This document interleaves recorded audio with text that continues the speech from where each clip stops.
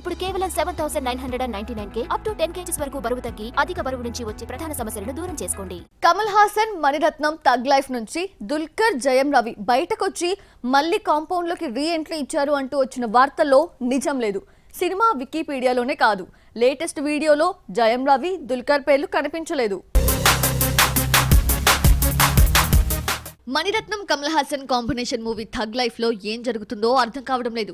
నాయకుడు వచ్చిన 35 ఏళ్ల తర్వాత హిట్ అండ్ రేర్ కాంబినేషన్ వస్తుంది అనుకుంటే సినిమాల నుంచి ఒక్కొక్కరు బయటికి వెళ్లిపోయారు. ముందుగా జయం రవి, ఆ తర్వాత దుల్కర్ సల్మాన్ బాయ్ చెప్పేశారు. ఈ ప్లేస్ లో సింబుని తీసుకొని షూటింగ్ స్టార్ట్ చేసి ఏకంగా టీజర్ కూడా రిలీజ్ చేశారు. మణిరత్నం, కమల్ హాసన్ మరోసారి మల్టీ స్టారర్ ని నమ్ముకున్నారు. విక్రమ్ లో విజయ్ సేతుపతి, ఫహద్ ఫాజిల్, సూర్య నటించగా మణిరత్నం పొన్నియిన్ సెల్వన్ ని కార్తీ, విక్రమ్, జయం రవితో తీశాడు.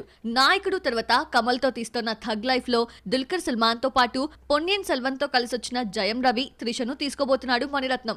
దుల్కర్, జయం రవి రాకతో సినిమా వెయిట్ పెరిగింది. కొన్ని కారణాల వల్ల దుల్కర్ సల్మాన్, జయం రవి తప్పుకున్నారన్న వార్త షాక్ ఇచ్చింది. అనుకున్న టైంలో సినిమా స్టార్ట్ చేయలేకపోవడంతో ఈ ఇద్దరి హీరోల డేట్స్ అడ్జస్ట్ కాలేదట.